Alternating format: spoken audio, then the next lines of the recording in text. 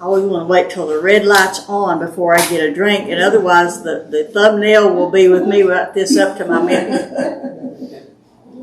Or some weird look. You should see some of those thumbnails. Sometimes I'm like, yeah. I didn't realize I move so much, but I guess I do. But anyway, as Gina said, I had top of the page highlighted in yellow. Next week is fall break. No Bible study next week. So I didn't forget to say that. So we're going to pick up this week. It's been really interesting. We're picking up our second lesson on Daniel. As we've said before, we normally do verse-by-verse studies through entire books of the Bible, but this overview of the prophets, I've really enjoyed this. I mean, I've been frustrated at times because, the details, and I want to dig down in it, and I want to share stuff, but we just don't have time to do all of that. But I've learned so much about the flow of the prophets. It's just really helped me get this picture in my mind a little better. But it's been really interesting this week. This week alone, I have seen two different YouTube videos come up as suggestions from different people, either about Babylon or Daniel. And then the other day, I got this letter in the mail, Raising Up Daniels. This is from Answers in Genesis, Ken Ham's ministry. Everywhere I look this last couple of weeks, it's been either about Babylon or been about Daniel or been about being in captivity. So it's just, I thought, again, for such a time as this. This week we're going to do something a little bit different, and I really never done anything quite like this before, but because, and I hope you read chapters 7 through 12 of Daniel, because what we're going to do, rather than starting out with just, what was your reaction to what you read, because I want you to share as we go along. Anything you want to say about it, any questions you have about it, we're just going to take it as it comes and talk about the prophecy, and in particular, the prophecies found in these chapters 7 through 12. As I said last week, Daniel is one of the most controversial books in the Bible, right along with Revelation. We talked a little bit last time about the controversies of the time, the date, and the author. And in fact, I think it was mentioned on Tuesday morning, someone asked, when did these controversies begin? When did it start being questioned? And I remembered reading that, but I couldn't remember and I thought it was one of the early church fathers, but it wasn't. It was a man in 300 AD, a man by the name of Porphyry, Porphrey, which was not a Christian, by the way. And first thing that came to mind was, hath God said? That's what you hear. That's what Satan said to Eve. So he started questioning, saying Daniel wasn't real. Wasn't anything about it real. It was written, Daniel didn't write it, all that stuff. In 300 AD, barely 300 years after Jesus. So the questions started coming up about Daniel. And they were pretty much at that time quelled by the church father Jerome, who wrote a commentary on Daniel, and that commentary on Daniel was the standard for commentaries since then. There are a lot of commentaries out on Daniel. Now, I brought one tonight. If we run into a question that I really just don't know the answer to, I'll see if I can find it. But John Walford, in his prophecy series on Daniel, I really used this book this week along with a couple of others I had. But it's not only questions about the time, the date, and the author that come up, but who are these prophecies talking about? And which empires are they? Which leaders are they? And believe it or not, there are differences of opinions by well-known scholars today who these empires are. I thought it was pretty standard, who they were. But as one of my other books, I began reading in it, and he has a totally different view on who those four kingdoms are, those four empires are. And I thought, that just seems a little off the wall to me. I'm going to stick to the conservative viewpoint on that. I didn't take the time to dig into it, to find his reasoning so much because, well, we just don't have time to dig into that. So I'm just going to share it from the conservative viewpoint, most common interpretations. I will sort of outline the chapters as we go along, but I want you, don't be polite, Don't wait for me to ask you. Speak up if you have questions, if you have comments, because I'm just going to go through the chapters, and if you have a question about something or anything you want to share, just speak up. And like I said, I brought this commentary, so if we have something that I can't find, or if I don't know, just don't have any idea, I think I can find it pretty quickly. So, you ready? All right, here we go. In Isaiah 46, verses 9 and 10, God says, I am God, and there is no other. I am God, and there is no one like me, declaring the end from the beginning, and from ancient times things which have not been done. When it says declaring the end from the beginning, that doesn't just mean God can tell the difference between the end and the beginning. The word declares means that he announces it. He determines it. He is the one who has set these things in motion. He determines what will happen at the end, and he tells us at the beginning, before it ever even happens. That's what prophecy is. Prophecy is history written in advance. Last week we said that chapters 1 through 6 are mostly historical with some prophecy included, and chapters 7 through 12 are mostly prophetic but with some historical facts included. So if you weren't with us last time, be sure to watch that video. But chapter 7 takes place in 553 BC, about 10 years before chapter 6. And about 14 years before Daniel would have been thrown in the lion's den. When all that took place with the lion's den, this was already well past. But what Daniel has done, what the Holy Spirit has inspired him to do, is to group these things. We talked about this last time. He groups them so that they're together. If the prophecy of chapter 7 had been given before Daniel in the lion's den, by the time we got through with that episode and all the drama involved there, we would have forgotten about this prophecy. But this prophecy needs to be given along with all these others at the same time so that they're all fresh in our minds. As we said last time, let me back up. Most scholars agree that the vision in chapter 7, and we talked about this last time, corresponds with Nebuchadnezzar's dream in chapter 2. There are those who don't agree. There are those who say that these four kingdoms are entirely different kingdoms, or they're in different order than what we expect them to be. But the conservative consensus is that they are the same. There are two different views of them.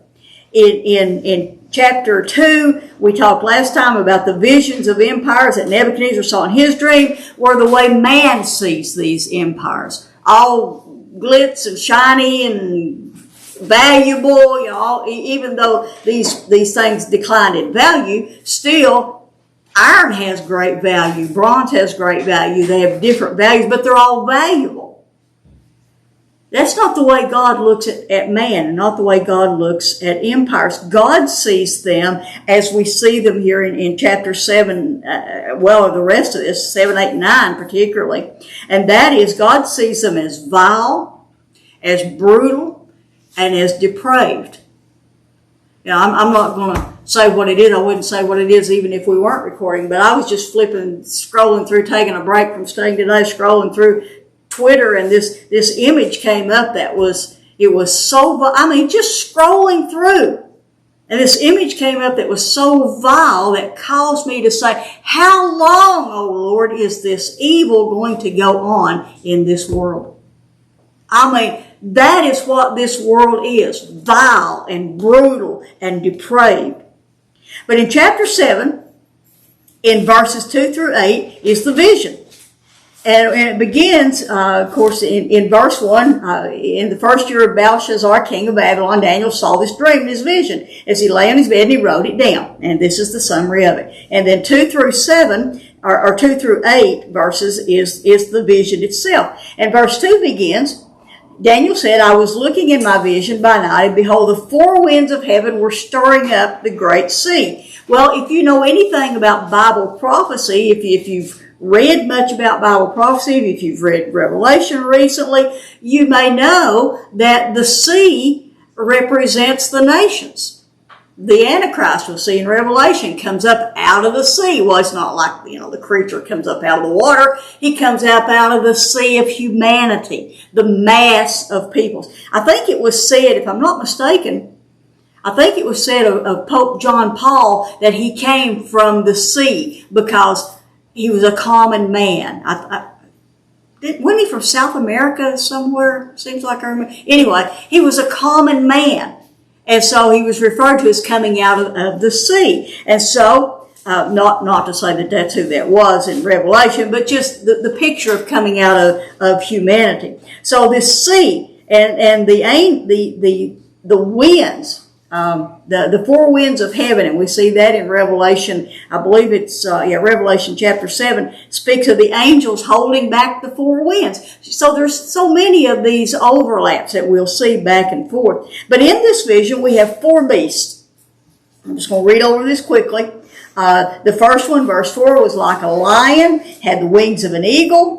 Daniel kept looking until the wings were plucked off, and then he stood up on 2 feet like a man, and a human mind was given to it. Most commentators believe that is Babylon. It's a picture of the royalty, the lion, the king of the beast, and the eagle was the king of the birds. And Nebuchadnezzar, remember, there was that scene where he was, out like a wild animal. But then it says that he received his mind back, and this is a mind was given to him to stand on his 2 feet like a man.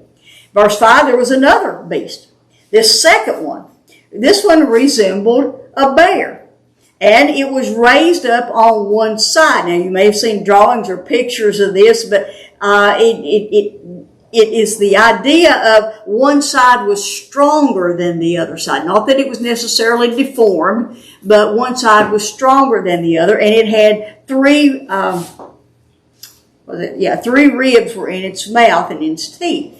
And that, most believe that refers to three kingdoms that the Medo-Persians had taken. One side was stronger than the other. The Persian side was stronger, and the Medes were a little weaker. So that refers to the Medo-Persian Empire. Verse 6, after this I kept looking, and behold another one, like a leopard, which had on its back 4 wings of a bird, and the beast had 4 heads.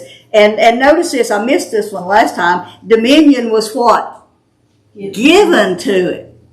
And you see this over and over, what God does. He is in control. He is the one who does the giving. This is a picture of Greece. Alexander the Great conquered the lands that he conquered in such a quick manner. I mean, he was just like, a bulldozer or a steamroller rolling over him. And the 4 wings of the bird represents its speed, but it had 4 heads, and we'll see later that it was Alexander's 4 generals that took over the empire. That's these 4 heads. So then, verse 7, after this I kept looking in the night visions, and there was another one, a 4th beast. And it was dread. This one he doesn't even know what it's even like. He's never seen anything like it.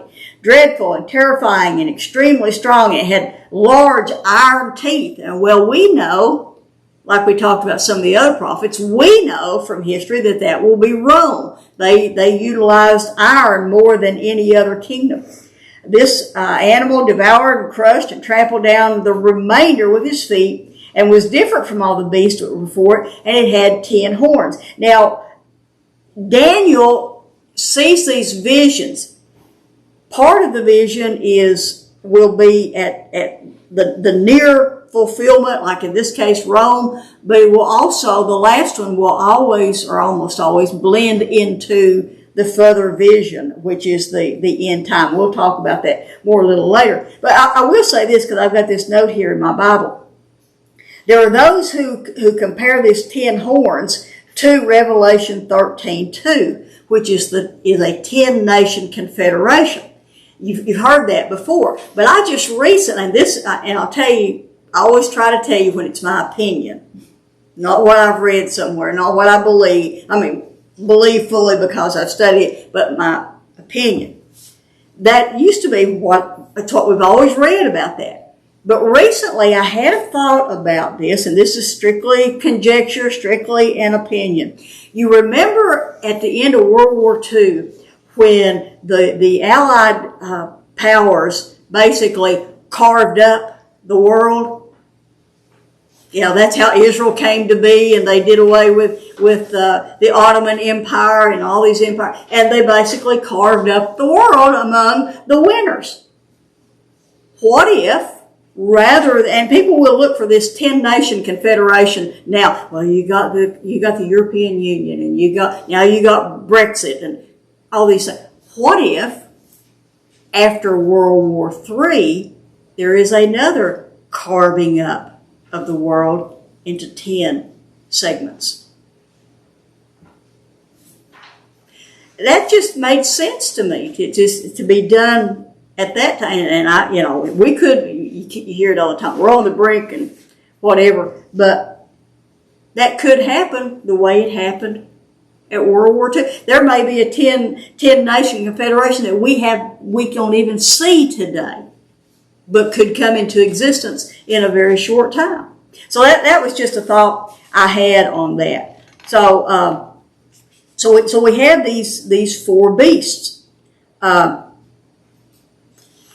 I've done that. I've lost my place.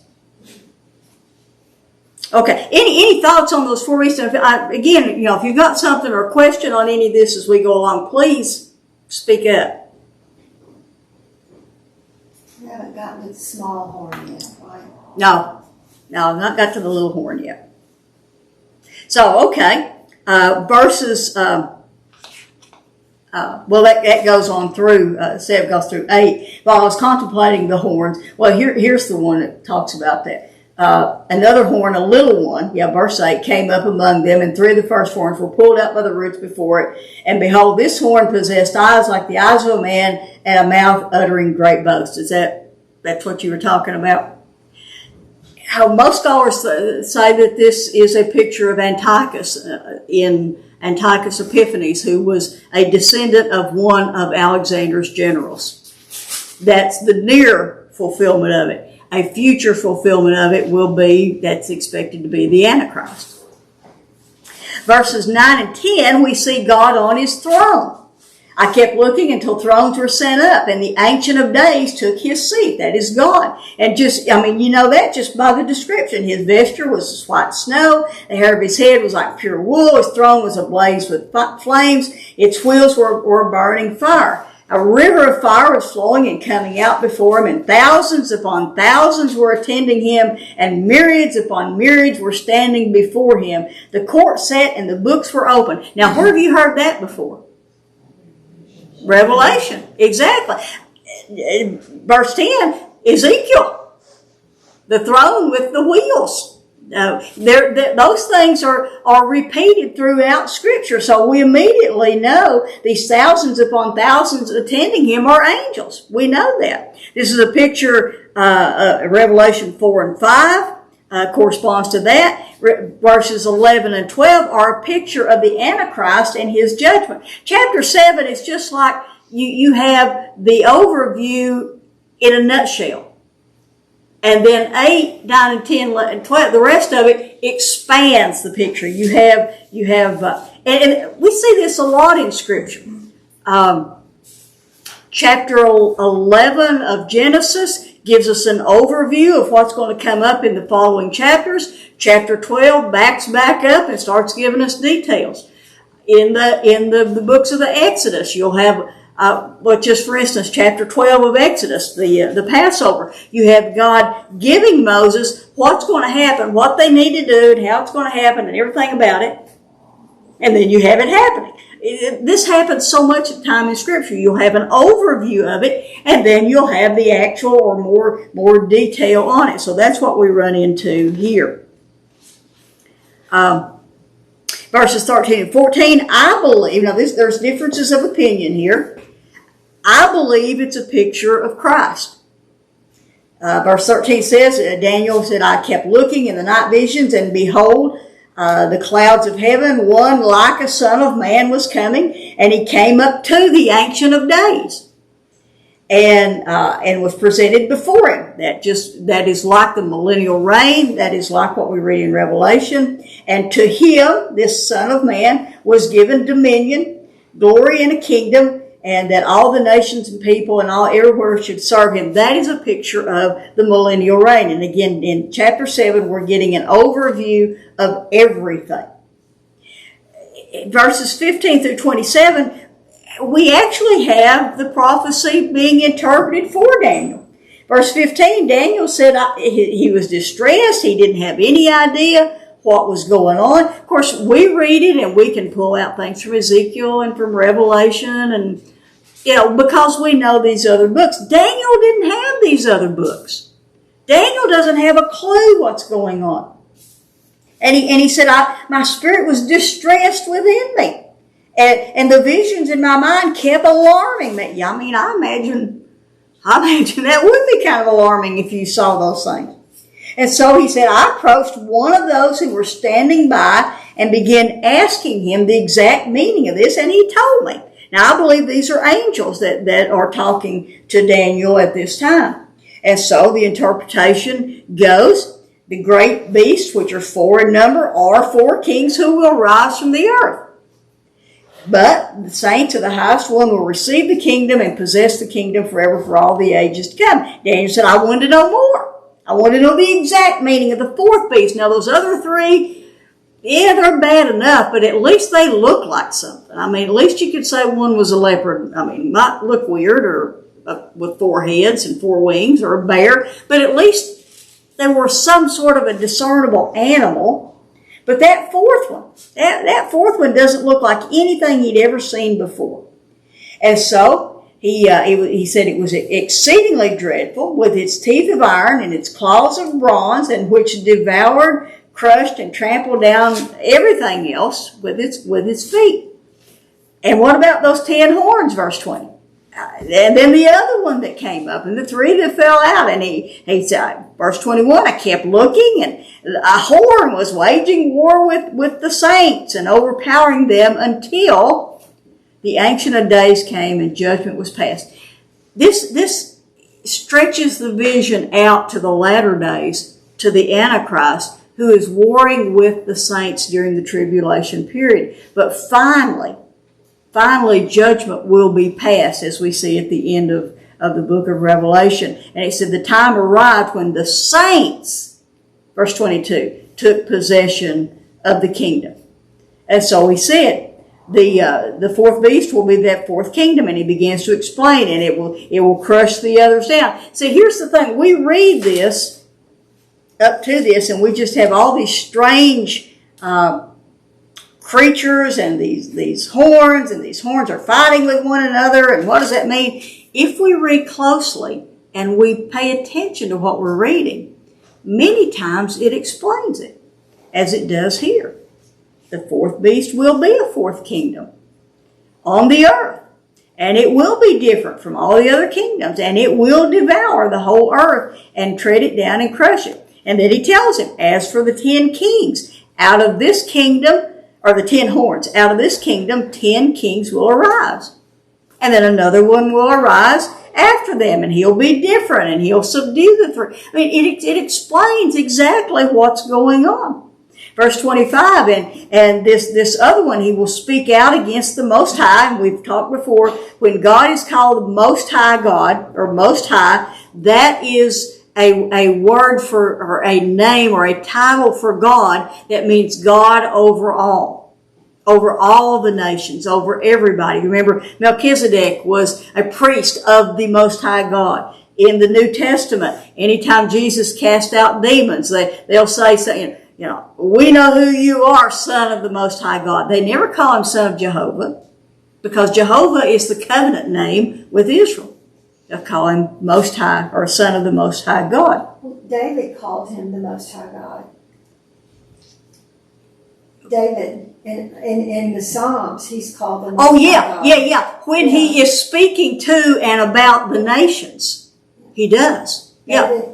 Yeah. When you look at the context of the song, I was thinking, you were saying David, but I was hearing Daniel, and I thought, wait a minute, when Daniel? Yeah, in the context of the song, he is speaking about the nations more so than the relationship with Jehovah. And that's another thing. When you read the Psalms, pay attention to how many different titles are being used for God, because they're used for different reasons. Make sure you know what the title is. Make sure you know what it means. But in verse 25 again, he will speak out against the Most High and wear down the saints, and he will intend to make alterations in times and law. And we don't really know exactly what, I think that's mentioned again in Revelation, but we don't know what that's going to mean. Now when it happens, we'll say, oh yeah, that's what that meant. It'll be perfectly clear when it happens, but here's the thing. They will be given, the saints will be given into this strange creature's horn, this king whom we know as the Antichrist, for how long? A time, and half a time. We know a time is 1 year, times means 2 years, and then half a time is half a year, 3.5 years. And this pretty much refers to the second half of the tribulation. Now, the entire tribulation will be bad, but the second half will be exceedingly bad. And so they'll be given into his hand. The worst of the treatment will come in the second half. But the court will set for judgment, God in his court, and his dominion, as we know, Antichrist, dominion will be taken away. He'll be annihilated and destroyed forever. We see that in Revelation 19, I believe it is, where he is thrown into the Antichrist and the false prophet are thrown into the lake of fire. And at verse 28, at this point the revelation ended. And as for me, Daniel, my thoughts were greatly alarming and my face grew pale, but I kept the matter to myself, because who are you going to tell? I mean, who would you tell? If you had a dream like that, would you get up the next morning and tell somebody? So, any thoughts, questions on that? For the one who could interpret dreams, he really got slapped with a big one. A doozy, right? A doozy. Yeah. Yeah, we said last time that they said that he and his 3 friends were 10 times greater than all the others. And he could interpret it. Well, he interpreted 2 that we have record of for Nebuchadnezzar, and now he's given this one right.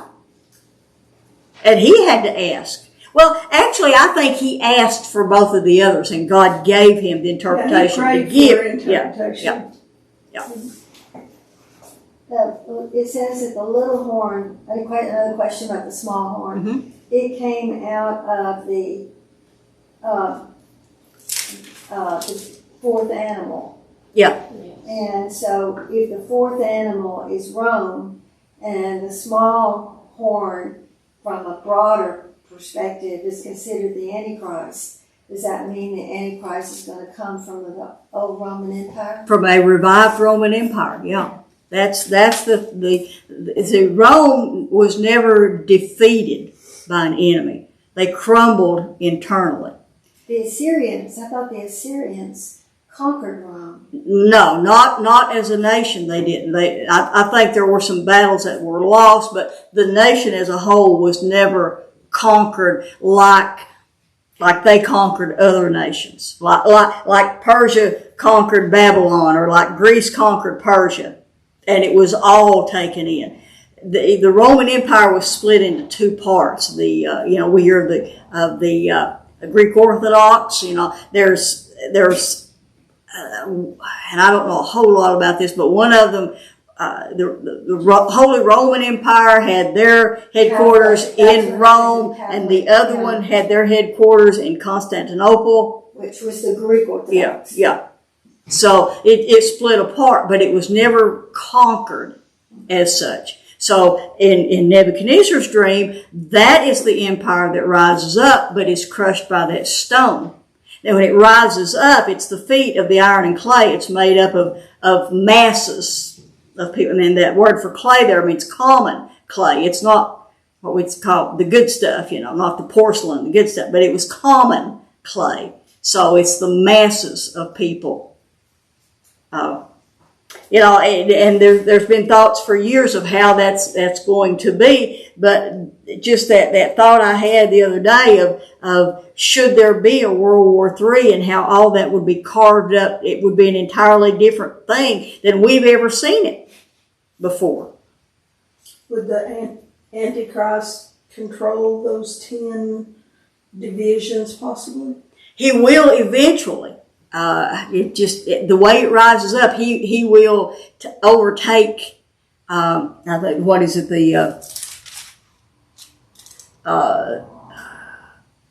little one came up, and 3 of the ones were pulled out by the roots. They are defeated and gotten rid of. So he's basically a little horn. He's an unknown person that comes up out of this sea of humanity, out of the masses of people, and then becomes ruler. I mean, we can talk all night about, you know, different rulers we've seen come from obscurity to leadership roles in many different countries. So that's my understanding of that. It's not that I know all there is to know about this. Anything else on chapter 7? Okay, chapter 8 then. Beginning in chapter 8, the book of Daniel returns to Hebrew language. Up until this time, you remember from chapter 2, verse 4, all the way through chapter 7, it was written in Aramaic because it spoke primarily about the nations, about the Gentile peoples. Had something to do, and I just didn't take the time to really understand how I should teach that, but when Jesus talks about the times of the Gentiles, that was and we are still in the times of the Gentiles, by the way. But in chapter 8, we pick up with, he returns to the Hebrew language. The rest of the prophecies are more concerning to Israel than to the nations, although it involves the nations. But now it's what the nations have to do with Israel. Chapter 8 takes place 2 years later than chapter 7. And we find more details on 2 of the kingdoms. Where, you know, like I said, chapter 7 was the overview of everything. And then chapter 8, we return and we start getting details of some of this, little deeper details. We go back with more details. But think about this for a minute. It's 2 years later than that vision in chapter 7. We have this tendency that because we read Scripture straight through, we think God's just talking to people every other day. I mean, it's just 2 years. Can you imagine 2 years from the time he saw that vision till he heard anything else? I mean, poor Abraham, it was 25 years between hearing from God, you know, but it didn't happen every day. This took a long time. So 2 years later, the only time God spoke every day was when Jesus was walking on the earth. But in chapter 8, Daniel sees himself in a vision. If you begin in chapter 8, it says, in the 3rd year of the reign of Belshazzar, this is obviously before the handwriting on the wall, before he's defeated and all that. A vision appeared to me, Daniel, subsequent to the one which appeared to me previously. This is a follow-up to the one he saw 2 years earlier. But in this one, this time now, he said in verse 2, I looked in the vision, and it came about while I was looking that, basically you could say, I saw myself in the citadel of Susa. So your translation may say Shushan. Susa was, it was actually later, it wasn't at this point, but it will later on be the summer palace for the Persians. Remember Esther?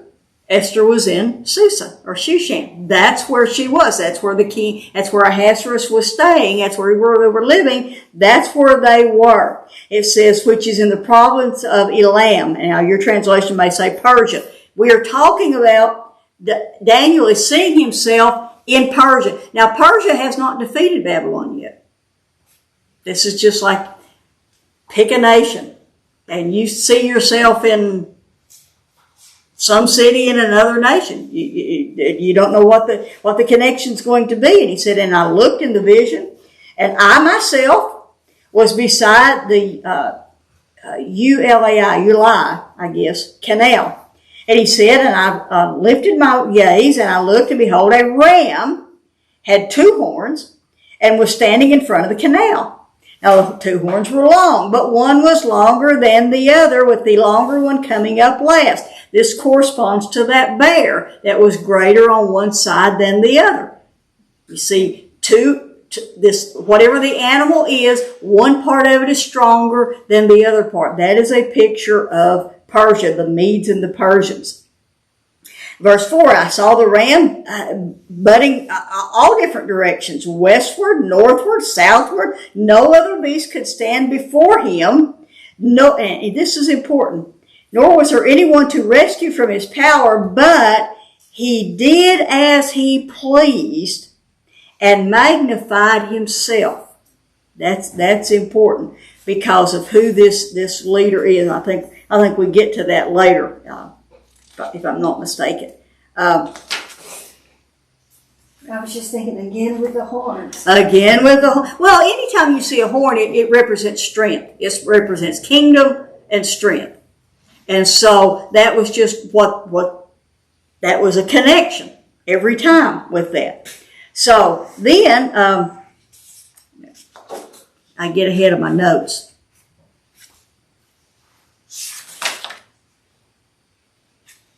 Okay. In this vision, it begins with the nation of Persia, and that's what it is in verse 4. Then we're given greater detail of the kingdom of Greece in verses 15 through 14. Verse 5 through 14. Verse 5 says, while I was observing, while that ram is doing his thing, then a male goat was coming from the west over the surface of the whole earth without touching the ground, meaning it was moving very, very quickly. And, there you go, Sandy, had a conspicuous horn between his eyes. And he came up to the ram that had the 2 horns, which I had seen standing in front of the canal, and rushed at him with mighty wrath. And this played out, let me go on. And I saw him come beside the ram, and he was enraged at him. And he struck the ram and shattered the 2 horns, and the ram had no strength to withstand him. So the goat, he hurled the ram to the ground and trampled on him, and there was no one to rescue the ram from his power. Then the male goat magnified himself exceedingly, but as soon as he was mighty, the large horn was broken, and in its place came up 4 conspicuous horns toward the 4 heavens. This is a picture of Alexander the Great.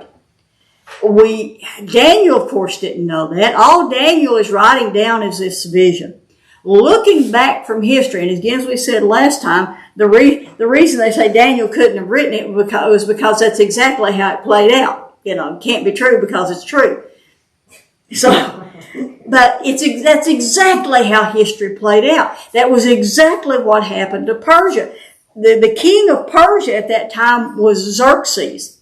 And I don't know if any of you saw years ago, there was this movie out called The 300. It had to do with Greece and Persia, the battle of Greece and Persia. And it just had this hideous looking man and pierced all over, and it was just awful. But that was Xerxes, whom we also know as Ahasuerus from the book of Esther.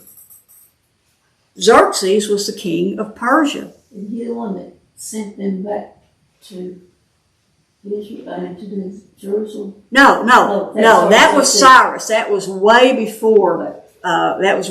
Xerxes came on the scene. No, Xerxes is the one through Haman, sent out the decree to have them all killed.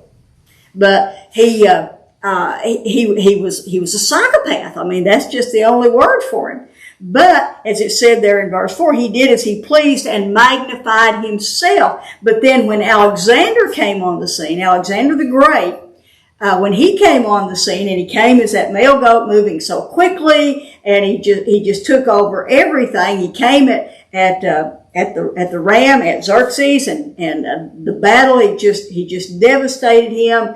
And then, verse 8, the male goat magnified himself exceedingly. That's what Alexander the Great did. But as soon as he was mighty, if you know the story, anything about him, The large horn was broken off. He died at a very young age, just a drunken debauchery, just a horrible scene, in depression because there were no more nations to conquer. That's all they knew was battle. That's all they knew. But one thing that, and I didn't put this in my notes, I meant to, one thing that Alexander did, I don't know if it was his main purpose, but at least his underlying purpose.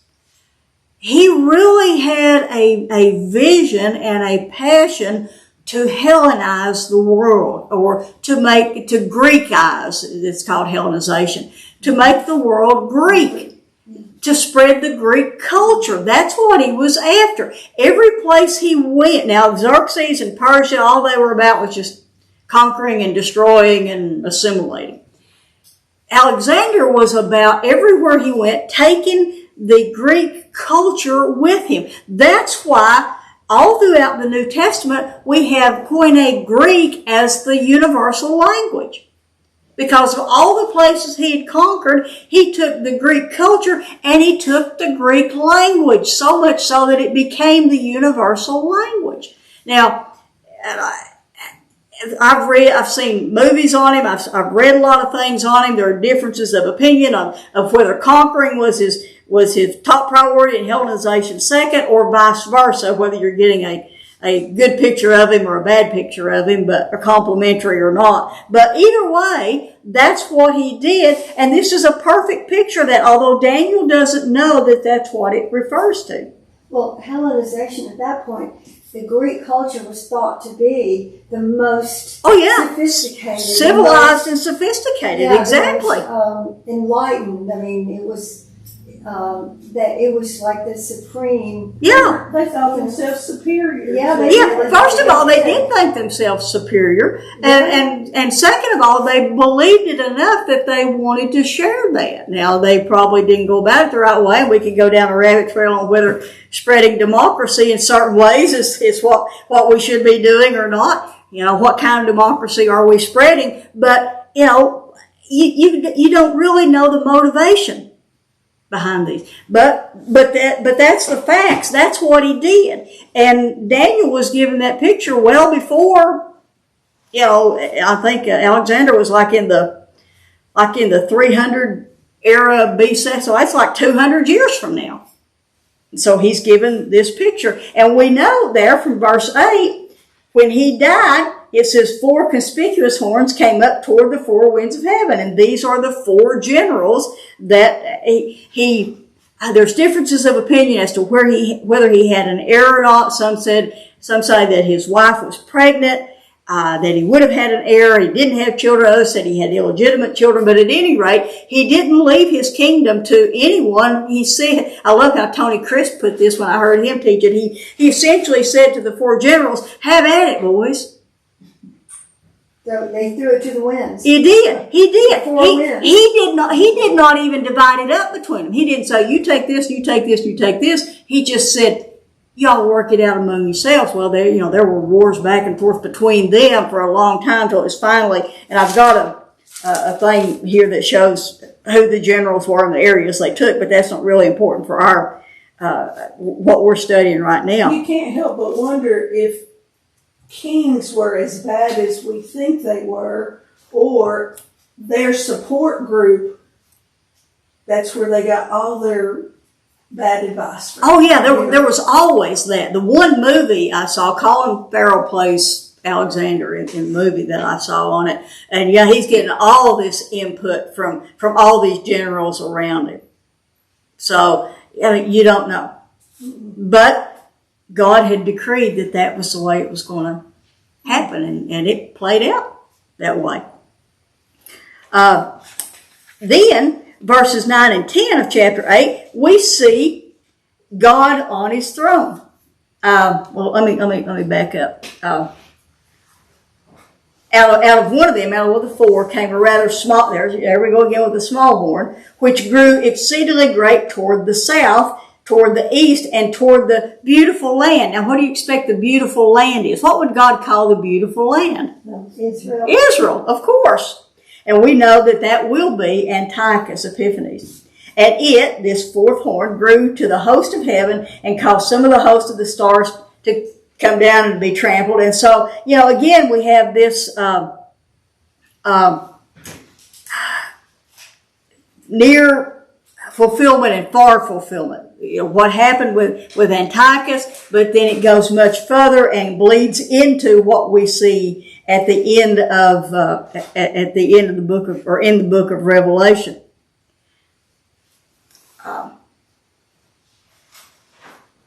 Then verse 13, we see Daniel said, "Then I heard a holy one speaking," and this would be angels. And another holy one said to that particular holy one who was speaking, "How long will the vision about the regular sacrifice apply?" The regular sacrifice apply, because you go back, he's going to, let's see, where does it say that? 13. Yeah, 12 and 13. The host is given over to the horn along with the regular sacrifice. He'll stop the sacrifices. How long will that take place? How long will the vision about the regular sacrifice apply while the transgression causes horrors as to allow both the holy place and the host? And we're talking about the holy place in the temple and the host, the angels or the holy ones, to be trampled. And he said to me, for 2,300 evenings and mornings, and then the holy place will be properly restored. This actually took place during the time of the Maccabees, when Antiochus Epiphanes desecrated the temple. The 2,300 evenings and mornings is not 2,300 different days. This is the sacrifices. The evening and morning sacrifices, 2,300 days. Remember back in Genesis when God created, the evening and the morning were the first day and the second day and so forth. The Jews look at as the days. You and I say day go from midnight to midnight. The Jews go from evening to the next evening is a full day. They're on the lunar calendar. Yeah, they're on the lunar calendar, but for their days start in the evening. Mm-hmm. And so it goes from evening to evening. So that's what this is talking about. For these sacrifices will be restored. And that took place on December 25th, 163 BC. That's what is it that the Jews celebrate on December 25th? Hanukkah. That's the Feast of Lights. That's what that is. You can see that played out in the book of Maccabees if you have access to that. December 25th.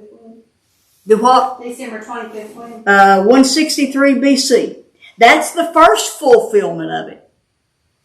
But there will be another fulfillment of it, because Jesus said in Matthew 24, when you see the desecration of abomination, or abomination of desecration, spoken of by Daniel the prophet, Daniel spoke of it as a future event.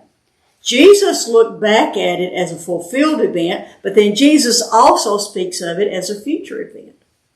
So Daniel is seeing both of those and doesn't realize it's two different events of this, or two different episodes of the same event.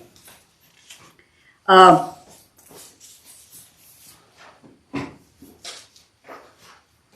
got a verse wrong here in my notes somewhere. I don't know what I'm supposed to pick that up, but anyway, we'll jump over that. Okay, verse 15, it came about when I, Daniel, had seen the vision, I sought to understand it. Well, I would too. What's this mean? And so, standing before me was one who looked like a man. Now, there are differences of opinion on this. My opinion is, I believe it's pre-incarnate Christ. There are those who say that it's one of the angels. I believe it's Christ.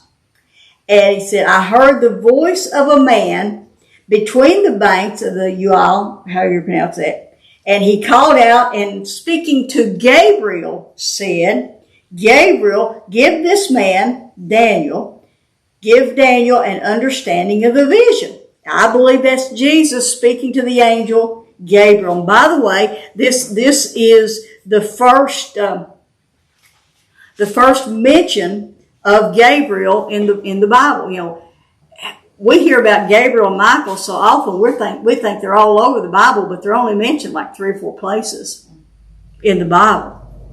And so, But they would only take their instructions from one person. right, exactly. So he gave him the understanding, and Gabriel came. Daniel said he came near to where I was standing. And when he came, I was frightened and fell on my face. Well, I can understand that. And he said to me, Son of man, understand the vision pertains to the time of the end. And Daniel said, while he was talking with me, I sank into a deep sleep with my face to the ground, and he touched me and made me stand upright. And he said, behold, I'm going to let you know what will occur at the final period of indignation, for it pertains to the appointed time of the end.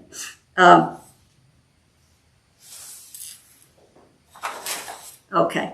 I think I found my place. It's kind of a funny, to me, there was something humorous about him falling up. Can't you just see him going, Yeah. just like. That's what John does. You know, how many times did John fall down? And they get back up, John. Yeah. Put his hand on his shoulder. John, honey, just get up. But I found. I probably would too. Yeah. Well, yeah. You know, seriously though, if you do a search in your Bible of what happens when someone comes face to face with the angel of the Lord, they generally do fall down. Just face first, just down. So, but after Gabriel's told to relate the interpretation to Daniel, then verses 20 through 20 and 22, we also have the interpretation. It says right here, the 2 horns represents the kings of Media and Persia. The shaggy goat represents the kingdom of Greece. I mean, how can you question that? It says exactly who it is. And the large horn that is the first king, that will be Alexander the Great. The broken horns rise in their place, represent 4 kingdoms which will arise. I mean, it's the description of it is given for you. Then verses 23 through 26 are future even to us. All these things that Gabriel lays out for Daniel, all of these things are future even for us. And this speaks of this last one who is to come. And he will be insolent and skilled in intrigue. And he will seek to destroy, and that word destroy there in verse 24 of chapter 8, my translation says destroy, but another word for that is corrupt. He will corrupt to an extraordinary degree and prosper and perform his own will. He will corrupt mighty men and the holy place, the holy people, Israel. Israel is corrupted today. I've mentioned this before. The vast majority of Israelis today are atheists. If we'll see it when we get in the book of Ezekiel, but in talking about Lucifer in Ezekiel, I think it's Ezekiel 28, I'm not positive, but anyway, it says he was, the mighty one, and they called him the worship leader, and it says your wisdom was corrupted. And that's what he does to others. He corrupts others. You just think about what corruption is, and that's what he does. The deception and so forth, 25 and 26, and the evenings and the morning vision and all these things. But Daniel was told, keep the vision secret because it pertains to many days in the future. And then Daniel said, I was exhausted and sick for days. I can't understand why. So, any thoughts or comments on that? Or questions? Well, chapter 9, you have to speak quick. Chapter 9 is probably my favorite in the book of Daniel. Chapter 9 takes place in 539 BC. Some 12 years later. Now, it was 2 years between the last 2 visions. Now it's 12 years later. Now, we were in the first year of Darius, or Darius, however you want to pronounce it. It says the son of Ahasuerus of Median descent, who was made king over the kingdom of the Chaldeans. Daniel at this time is, and we'll talk about that in just a minute, but Daniel at this time is in his mid-80s. And he's reading Jeremiah's letter that we read about in Jeremiah 29. You know, the one who says you're going to be there for 70 years, settle down, build houses, plant gardens. He's reading that letter. He's probably read it many times before. But this time he realizes that the 70 years prophesied by Jeremiah for the Jews to be in exile are nearly over, and he begins to pray. If you want a really good model for prayer, Daniel 9, verse 2 through, what is it? I wrote it down. Particularly verses 3 through 19 are the best pattern for prayer you can have. I've taught on that many times, used it as a standalone lesson many times. It is a perfect, you know that ACTS, that thing that we do, Acts, confession, thanksgiving, supplication. You see every one of those in this. It's a perfect example of that. You see adoration, confession, repentance, and then thanksgiving, and then supplication in this. But one thing I need to say before we go any further, I need to clear up something there in verse 1. This is very important. When we hear the name Ahasuerus, what's the first thing you think of?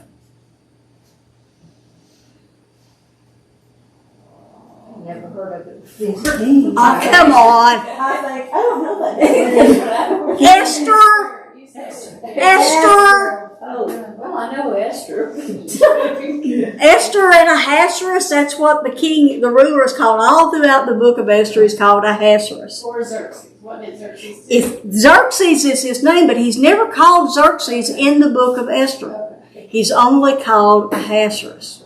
Because it's all about Esther. Yeah. Well, here's what I'm getting at. When we if you were to think of Esther, this is not him. This is not Xerxes.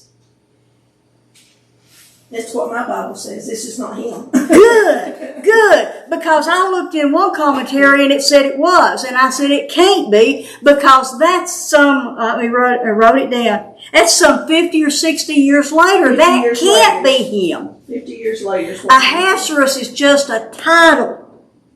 And besides that, it says that Darius, the son of Ahasuerus, was of Median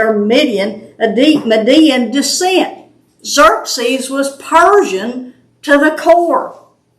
He wouldn't have been caught dead, anybody thinking that he was from Medea or of the Medes. So this is a totally different Ahasuerus. It's a title, and so this is 539 BC. This is 50 or 60 years before. 50. So Daniel, though, this is what's going on. This is who's the leader, and Daniel is reading this letter, and he's saying, I know how old I was when we were brought into captivity. I know how old I am now. This 70 years is almost over. It wasn't quite, but almost over. And so he begins to pray for God to do what God said he was going to do. I mean, if you pray something that God says he's going to do you think that prayer is going to be answered? Yeah. So you're praying God's praise or God's words back to him. And so that's what Daniel's doing. And he's just like Isaiah. Essentially, he doesn't use these words, but it's the same mindset. He says in verse 3, I gave my attention to the Lord God to seek him by prayer and supplication with fasting and sackcloth and ashes. Isaiah, you remember, said, I am a man of unclean lips and I live among a people of unclean lips. He begins by confession. And so there's this whole outline for prayer. So that's what he's doing. He's praying. And then in verse 20, he has no thought of Gabriel showing up with another vision. But in verse 20, there comes Gabriel with another vision. And in verses 20 through 24, we're given one of the most well-known prophecies in the Bible, Daniel's 70 weeks prophecy. Now, I gave you a handout in one of your charts that shows Daniel's 70-week prophecy. And this prophecy is so detailed that it prophesies the day, to the day that Jesus enters Jerusalem on what we call Palm Sunday. To the very day. And all of this is broken down. I'm going to take the time to go through all of this unless you have some questions about it. It's a very self-explanatory chart, which was not original, by the way. I've seen, here's one that Joe Hahn gave me last week that Turk is using at Chilhowie Hills right now. And I said, okay, mine's good. So I matched Turk, so it's a good one. So I got that right. But, I think, if I'm not mistaken, Sir Robert Anderson, who in the late 1800s, he was one of the chief detectives of Scotland Yard, actually worked out these dates. He was the first one to calculate the dates of the decree going out from Nehemiah and to the completion of the city and then the 62 weeks. By the way, and you probably already know this, but the word week there is simply a word, it's called a heptad, but it's a word like you and I use the word dozen. Dozen just means 12. 12 what? 12 apples, 12 donuts, 12 eggs, It just means 12. You got to have a context before you know 12 whats. Well, a heptad it means 7, but 7 what? 7 days, 7 weeks, 7 years, who knows? So what this is 70. Well, 70 what? Well, Daniel has just been talking about, it's not the word 7, it's the word weeks that is the heptad. The word How do you spell that? heptad, Heptad. It's the word, I said that wrong. It's the word weeks that is the heptad. It just simply means a group of 7. Well, 7 what? What has Daniel just been praying about? Did he know from Jeremiah's letter how long they were going to be there? 70 what? Captivity, 70 years. 70 years. So we're talking about years. So it's 70 sets of 7 years. 70 weeks, verse 24, have been decreed for your people. So who's Daniel's people? The Jews. The Jews. For your people and your holy city. What's Daniel's holy city? Jerusalem. Exactly. To finish the transgression, to make an end of sin, to make atonement for iniquity, to bring in everlasting righteousness, to seal up the vision and prophecy, and to anoint the most holy place. That is what's going to take place after this time. And so he goes on and he gives the details. You are to know and discern that from the issuing of the decree, this is the starting point. When's it going to start and when's it going to end? You got to know when it starts before you can figure out when it's going to end. So it starts at the decree to restore and rebuild Jerusalem. Well, that hasn't happened yet in Daniel's day. It happens in Nehemiah's day. But from the time that is issued until Messiah, now you and I, we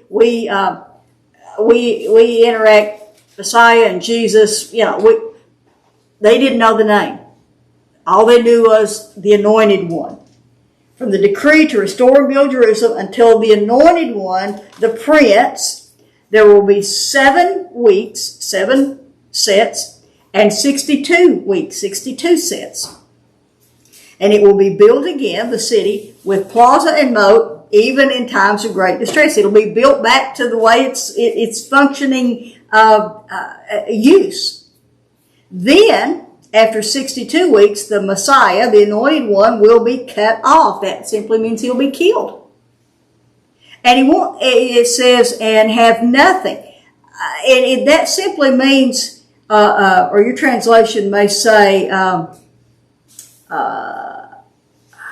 let's see, have nothing or have no one. He'll be killed, but for no reason of anything that he's done. And the people of the prince who is to come will destroy the city. So who destroyed the city in 70 A.D.? Titus, but who's the people? Rome. So we know that the coming Antichrist, the coming prince, will come from Rome in some shape or form. Now, I don't want to chase this rabbit too far, but in talking about Revelation, there are different ways of believing Revelation, but one view is called the preterist view. The preterist view of prophecy, and particularly of Daniel and of Revelation, is that these prophecies have already been fulfilled in our day. A preterist believes that with the destruction of Jerusalem, Christ did return. And the kingdom was set up, that we're living in the kingdom today. Well, this is the kingdom. It doesn't look like Jesus is in control, if you ask me. We know from Scripture, though, that the prince of the power of the air is the one who is in control. But that's one of the views. But this says he is to come. And he will destroy in the city and the sanctuary, and its end will come with a flood. Even to the end there will be war and desolation. So, and then, verse 27, he will make a firm covenant with the many for 1 week. We know that's one set of sevens. And in the middle of that, he'll break the covenant. 3.5. Huh? Is that That's the 3.5. I have an opinion on how I think that will come about. I have no idea. I don't expect to be here for it, but I think they will build the temple. They will. The red heifer has to be 3.5 years old to begin the sacrifices. I believe they'll build the temple. They'll be waiting with the red heifer just as the moment that the red heifer is ripe for killing and purifying things. That's when he'll stop the sacrifices before they ever start. That's just an opinion. We don't know exactly how it's going to play out. But in the middle of that, he will put a stop to the sacrifice and the offerings. And it says, on the wing of abominations will come the one who makes desolate. He'll do something. He'll set himself up as God, essentially, is what he will do. So we're basically talking about 2 buckets. We're talking about one bucket that has 7 weeks. And then the second bucket has 62 weeks. Yeah, and that makes 69. Right, and so the first bucket that is 49 years and 7 weeks. Yep. Does that begin on 445? Yeah. So that's when that bucket starts. That's when that one starts. And so then the next bucket. And it took them that 49 years to complete the restoration of Jerusalem. Which then became 396. 396. So the rest of the time, the rest of the 62 weeks or 434 years, that stretches out to the end. Until Jesus is crucified. So that stretches out until... So it says our Christ is cut off after the 69th week. And time stops. Oh, wait a minute. So that goes for the next 3 columns, I guess you would say. Yeah. So that... 32, 33 BC or AD is when the 69 years stops. The clock stops. Time out. The clock is winding down till you get till Jesus is crucified, 30 and resurrected, 32, 33 AD, and then the clock stops. Time out, and it has not restarted. When it restarts, it will restart with those last 7 years. That is the tribulation. Okay, so where does the 70 AD come in? That's just a time period. That's just when the temple was destroyed. That just gives you a reference so that's point. Really not relevant to. It's not relevant to the weeks. To the whole. No, so we've got the first 2 columns is the 7 weeks, and then the next 3 columns is the 434 weeks. Yeah. Mm-hmm. And then from then on, it kind of departs. It stopped from that whole thing. It stopped until Antichrist makes the covenant with Israel. And so then it starts up again when the 3.5 years starts. Mhm. The third column from the end is when 1, 2, it 3, starts yeah. up again. Mm-hmm. Okay. By the way, just throw this out, and I haven't read a whole lot on it, but there is a peace treaty that is under consideration right now in the UN for guess how many years? 7. 7 years. I'm glad you all get this. You think I really get it? It gives me hope that you get this. Really does. Well, if you have a question, ask me. I couldn't even come up with a question. I think I'm gonna have bad dreams. Oh no, it's going to get good. It's going to get good, trust You me. understand that I had to ask the questions too. Oh, but you just got it, girl. You All right. All right. Let me get with it. We got 20 minutes. So, coming to chapter 10 now. Chapter 10, the date of this vision is 536 BC. By this time, many of the exiles have gone back to Judah. We talked last time about why didn't Daniel go back with them. It's likely that Daniel's in his mid-80s, and if you looked at that map and how far it was and what an arduous trip it would be, plus we don't know his health status. We don't know anything about him other than, he would have been seeing them go back. So chapters 10 through 12 are all a part of the same vision. The rest of this is one long vision. We know from verse 1 of chapter 10 that in contrast to the visions before, it says Daniel understood this one. Like, I don't think he fully understood it, but he thought he understood it. At least he had somewhat of an understanding of what it was. Now, whether he understood it all or not, we don't know. But it says in verse 1 that in the 3rd year of Cyrus, king of Persia, a message was related to Daniel, who was named Belteshazzar, and the message was true and one of great conflict, but he understood the message, and he had an understanding of the vision. And some translations word that a little bit different. I read it just as it's in mine, but it's worded a little bit different in other translations. Some translations don't mention great conflict, but it's understood that it's in there, but there is great conflict. But anyway, in verse 2, he says, in those days, I, Daniel, had been mourning for 3 entire weeks. Now, we don't know what he was mourning about. Was he mourning over the number who did not go back to Judah, who could have gone? Was he mourning because he really wanted to go and he wasn't able to? We don't know what exactly he was mourning about. Maybe those who did return faced great difficulties. Maybe he was mourning for those. If you read the first chapter of maybe the first and second chapter of Nehemiah, Nehemiah met one of his relatives coming from Jerusalem, and he asked him, how are things going? And he says, oh man, it's bad. It's really bad. Maybe that's why Daniel was mourning. We don't know. All we know is that he is spending some time in prayer and fasting. We don't know exactly what he's praying and fasting about. But sometimes, think about this, sometimes we think we are fasting or praying or spending time in prayer for one thing, when actually God is preparing us for something else entirely that we didn't see coming at all. And then in verse 4, we see that another much longer vision is given to Daniel. In verse 4, we're told where this took place. He's at a different place here in this vision. Whether he was there physically or he saw this in the vision, we don't know. But we see in verses 5 and 6, he said, I lifted my eyes and looked, and behold, there was a certain man dressed in linen, whose waist was girded with a belt of pure gold of Uphaz. His body was like beryl. His face had the appearance of lightning. His eyes were like flaming torches. His arms and feet were like the gleam of polished bronze, and the sound of his words were like the sound of a tumult. Now, who does that sound like? Where?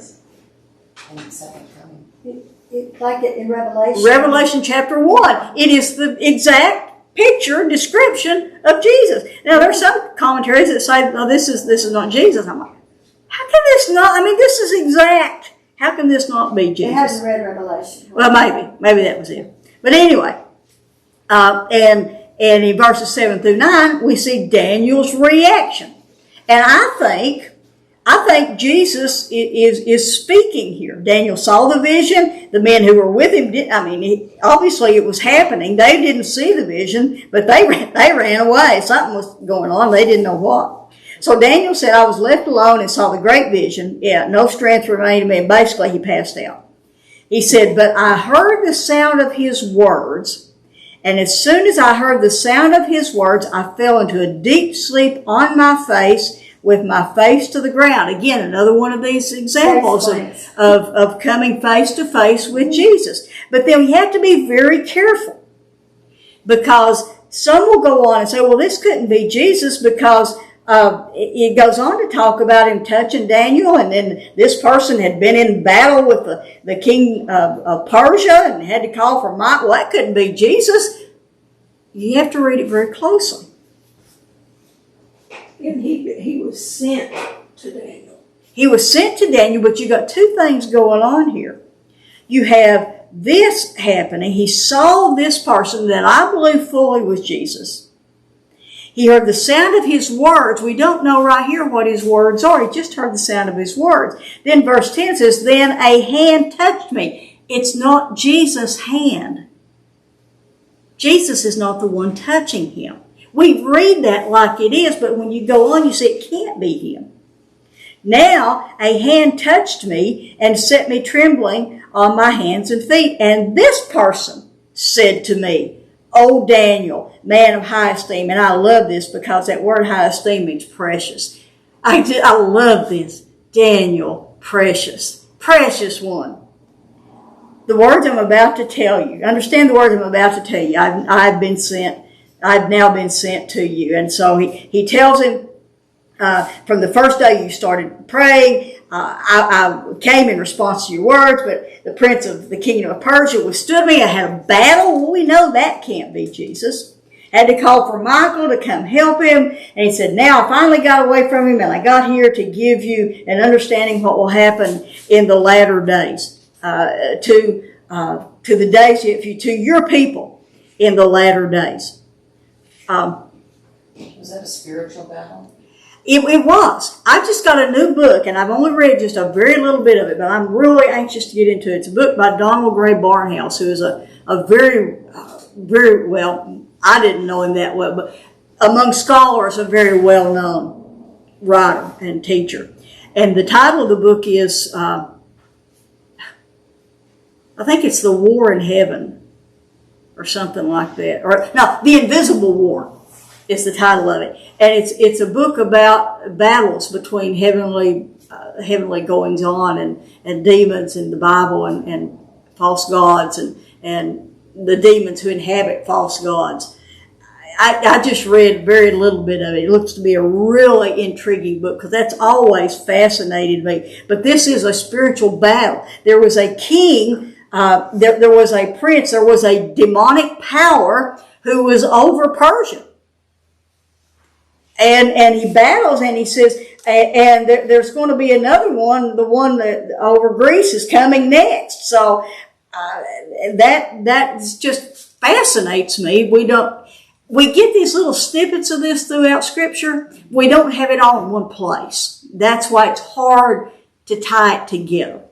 And so I'm really looking forward to that. But anyway, so he gives him this vision, and he calls him again in verse 19, O man of high esteem, precious one, do not be afraid. And so he tells him all this. But then chapter 10 bleeds over into 11. There is not a break there. This angel that is speaking to Daniel in chapter 10 says in verse 21 of chapter 10, however, I will tell you what is inscribed in the writing of truth. Yet there is one who stands firmly with me against these forces.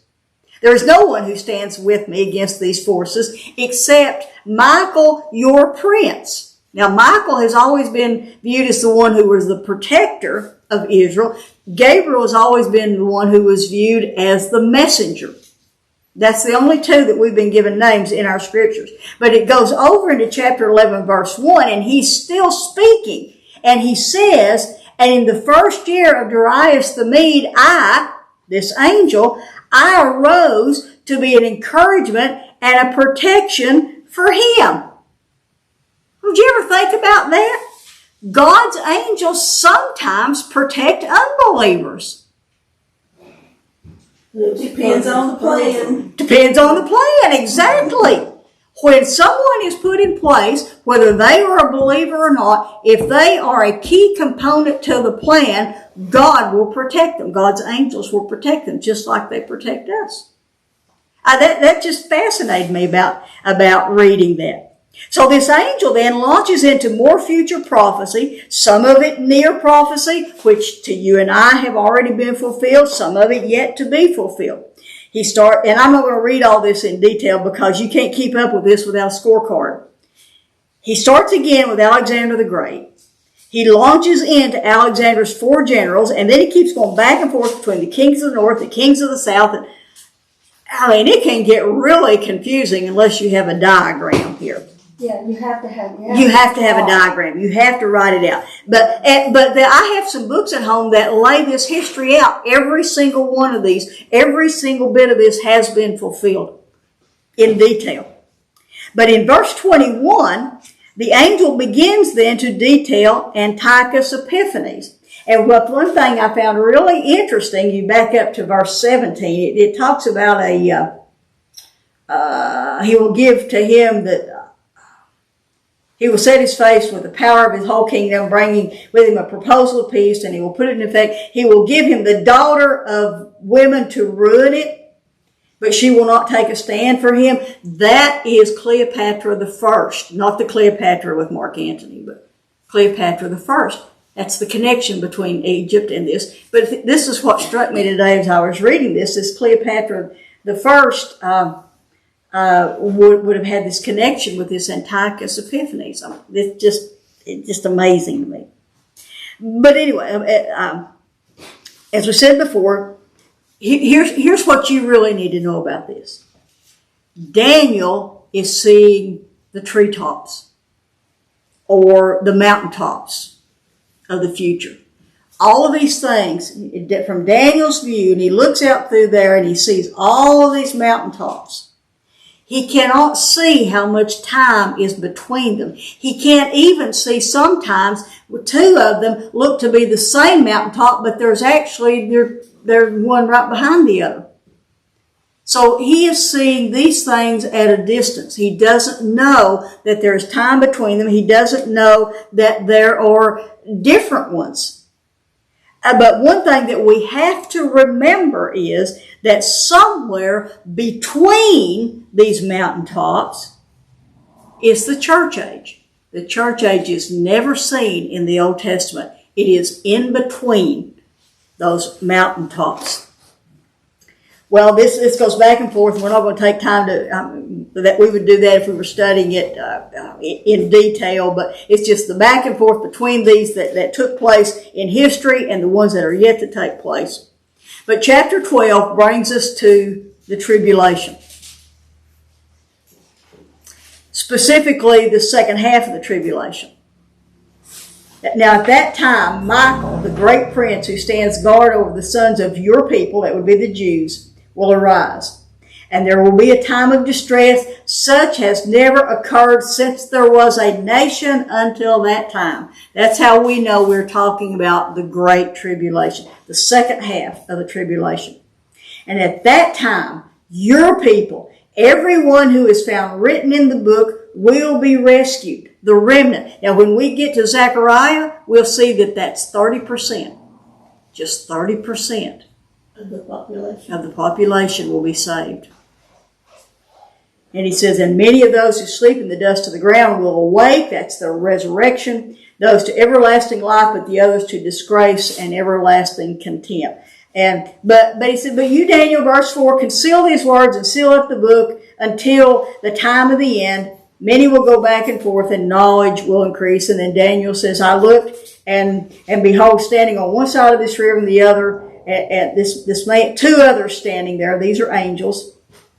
One said to the man dressed in linen, this may be the pre-incarnate Christ may still be standing there. How long will it be until the end of these waters? How long is this going to take? And I heard the man dressed in linen, who was above the waters of the river, and he raised his right hand and his left hand toward heaven, and swore by him, that would be God, who lives forever, that it would be for a time and times and half a time, that 3.5 years. That as soon as they finished shattering the power of the holy people, once Israel finally, and again we'll see this in Zechariah, when Israel finally goes to their knees and they look on him whom they have pierced with tears, then at that time all these events will be completed. Daniel says, well, what's going to end? What's the outcome going to be? And he said, go your way, the words are concealed for the end. Many will be purged and purified, made whole and refined. Many will die. But the wicked will act wickedly, and none of the wicked will understand. But those who have insight will understand. And from the time that the regular sacrifice is abolished and the abomination of desolation is set up, there will be 1,290 days. That's 3.5 years. But then he says, and this is a quandary for many, many different writers, how blessed is he who keeps waiting and attains to the 1,335 years. Some think that's to the next feast. Some think that's where the sheep and goats judgment fall in. I can't tell you on that. I haven't studied that enough to know. But he says, as for you, go your way to the end, then you will enter into rest. And guess what? You will rise again. You will be resurrected for your allotted portion at the end of the age. So, okay, we got about 3-4 minutes. What's our application for all this prophecy? Is this just cool to know? Or what's the point? Who even cares if you know what this means or not? Gives you hope. Gives you hope, exactly. And God always does what he says. Exactly. As we said last time, the reason you need to know about prophecy being fulfilled is so, if this is fulfilled, then this is going to be fulfilled. It does. It gives us hope. What else would we hold to if we didn't have hope? I was reading an article the other day on AI applications. It talks about and knowledge will increase. Yeah. I don't think there's ever any doubt in anybody's mind that the AI apps are so convoluted that they can't. The experts, the computer scientists, cannot even debug the algorithms that are being generated on their own by these computers. Yeah. And so I just think, wow, I mean, a lot of what we study, there's always been some fulfillment of scriptures, but we really are living in absolutely. I mean, we really are. We really are. And that's sobering. And also there's a book, you were talking about the Invisible War. One of the most chilling books that I've read in a long time was Jonathan's book, The Return of the Gods. Yeah. And if you haven't read that, I mean, he puts everything in perspective the way that only Jonathan Kahn can do. Yeah. The demons that are reappearing. They're reappearing under the guise. They didn't appear like they appeared before, but they're appearing in ways that are deceiving our culture. Exactly. Yeah, our culture is deceived. But let me share this quickly. I mean, of course, I get caught up in this, and I think it's so cool. But really, how does it help us live on a day-to-day basis? I mean, it does give us hope. First of all, we go back to what we started with in this lesson with Isaiah's words. God said, I am God and there is no other. I am God and there is no one like me, declaring the end from the beginning, telling us exactly what is going to happen. We said that when he says declaring the end from the beginning, it means he determines the end before it ever happens. But what does that mean for us? It means that God is sovereign.